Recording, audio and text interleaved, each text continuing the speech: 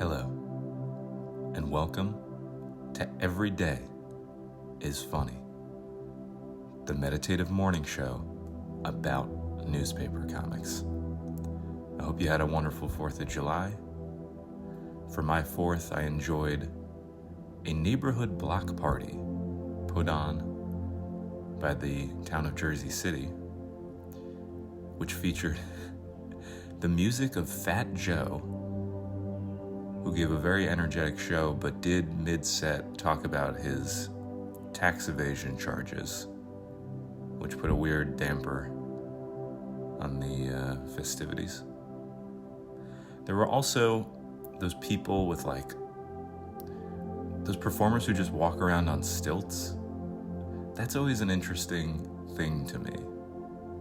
People want to take pictures with you just because you're way taller than them on stilts. And you're dressed up like Uncle Sam, but the real meat and potatoes of that act is the stilts thing. It's so weird that that's like a performance. I get that it's not easy to do and stuff, but whose dream is it to be like, I'm gonna pretend to be a lot taller and people will take pictures with me? I don't think many tall people do that job because you don't fantasize about getting that much taller. It's got to be a short king's dream. But what they also had at the festivities was food trucks abound. And it made me think about what would be this show's food truck should we get so big. Every day is food truck. I'm just going to keep doing every day is and then the thing I'm talking about. But what we would sell, I think, at the Every Day is food truck, we would sell fish and chips because those are often served in newspaper. So you'd eat the fish and chips and then you'd have some comics to read. But we'd even go further than that.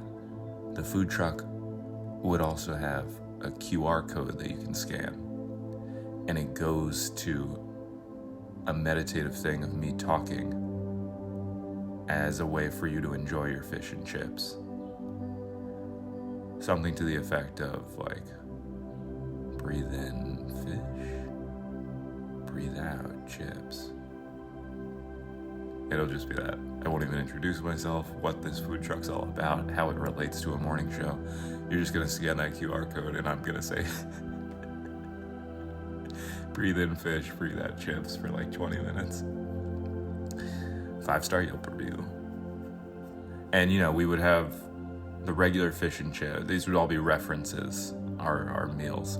Fish and chips, just the normal, is of course a reference to High and Lois and their son Chip. Everyone will know that. But then you can also order the Rex Morgan, which is just fish and chips, but it comes with a brownie. Real Morgan heads know that reference. All right, let's get to the comics. Let's start with some Ziggy. We don't do Ziggy very often. Veterinarian. Just the headline is just veterinarian. Ziggy's talking to a veterinarian with a green turtle shell in front of them. The vet says he never comes out of his shell because they sold you a painted rock. Who did? The pet store did? They wouldn't be in business much longer if they were selling painted rocks and disguising them as turtles. Also, Zig, my man, I know we don't cover Ziggy. I thought he had average intelligence. This, you gotta know from the get-go, this is some stupid moves by Ziggy. Forget about not even turning over the rock to see if there were any holes that a head or feet would poke out of if it was said turtle. But you picked it up at the store, my man. You looked at it, you saw it didn't move. What kind of cage was it in? Did they have it amongst real turtles? Was it just on a shelf and clearly it was a rock? You went to the length of bringing it to the vet. So you picked it up. Ziggy. Zigman, you can't be Zigmeister. You can't be doing that, Ziggo. You're never allowed back in that vet again. You're the laughing stock. That would be my first thought. If I somehow ended up pulling this accidentally, it'd just be like every day knowing the vet staff are gonna like think about that, like when their job gets boring and they have nothing to talk about, it will always default to, remember that guy who brought in a painted rock, thought it was a turtle? That'll just be an endless well for them to come back to. And Ziggy will be at home thinking of that moment and just doing little cringes, never able to fully live it down. Or maybe because he's such an idiot, he doesn't, he'll just brush this one off, I don't know. But I think it's not so good, Zig. This is not the kind of character I want to follow. I want to follow someone I can relate to, someone with just average intelligence. And now you're never allowed back in that vet's office again. All right, let's get back to Mary Worth. I got to see what's going on, because last time it seemed that we finally left Wilbur and the dead goldfish, and we were kind of focusing on a bromance brewing between Mary and her friend Jeff. So let's see if that's still the case. Ooh, I think it is. We see Mary and Jeff under, it's really hard to tell if that's sun or moon, but we'll get back to that later. Jeff says, "Do you think Wilbur will be all right, Mary?"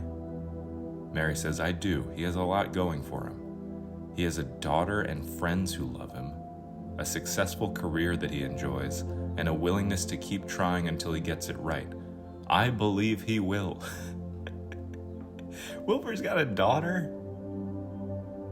And he's still so focused on his love for his fish? I never saw him talk to the daughter or call her, or I don't know how old she is. Why is he so centered on the fish then? I had no idea he had a daughter. And a successful career he enjoys. He has lots of ways to distract his time. And he still buried his goldfish at sea.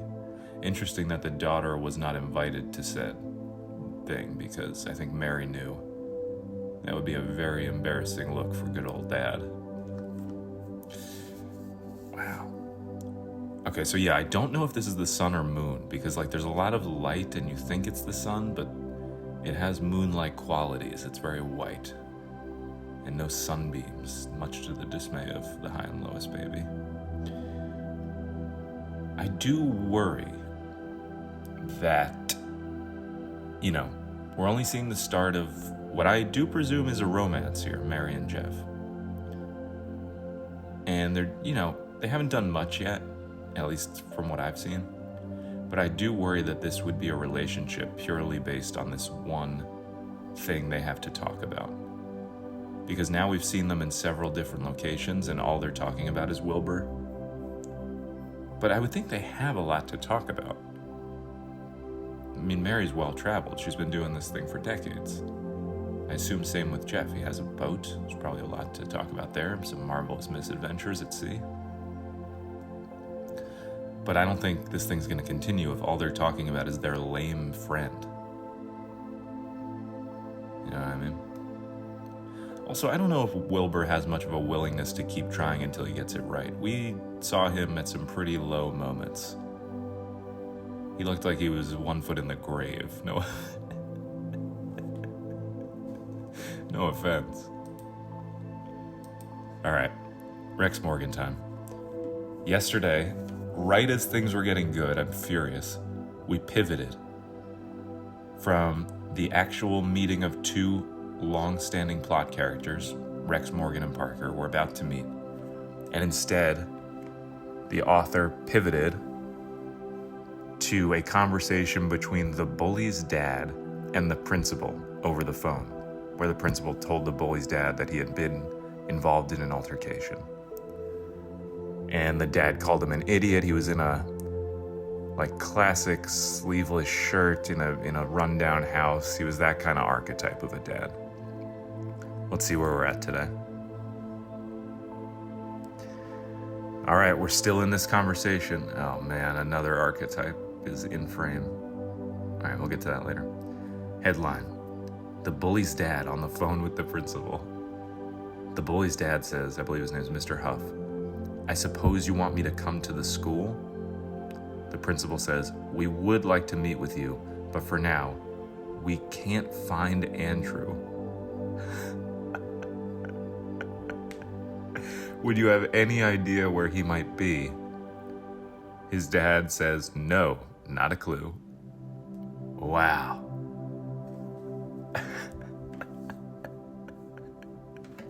This is like the principal wants to first be like, "Now we do want to stress this is mostly your fault. Your son got into an altercation at school and you raised him terribly.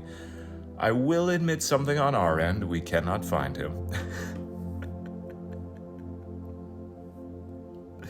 Also, as I previously was mentioning or alluding to, massive bottle of booze on the couch with the dad.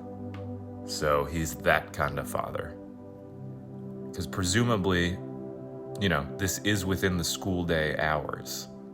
So this is some early drinking. It's probably between like 11 and 1, 11 and 2. Which, if you've, stressful days, but this looks like maybe his everyday. Do I fit every day into sentences more now because of the show? Man, where would the bully be? He's the new kid in town, right? Or at least in school. So does he have many places that he would naturally retreat to?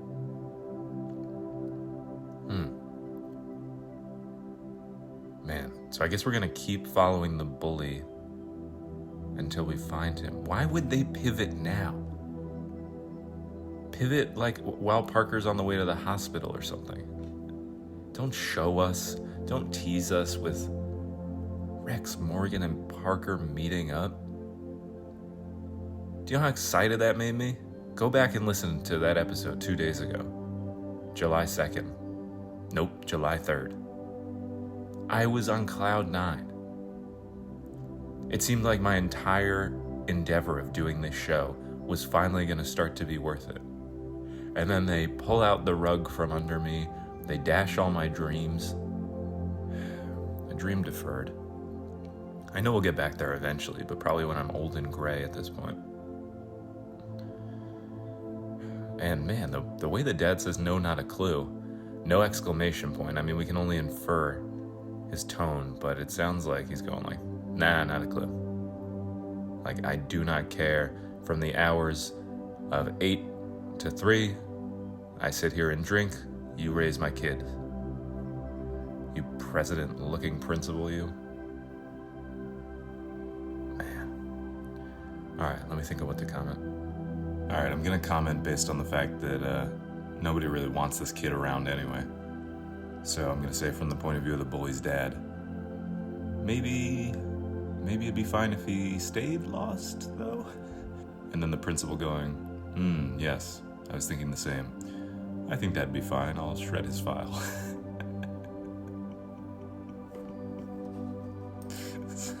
Send.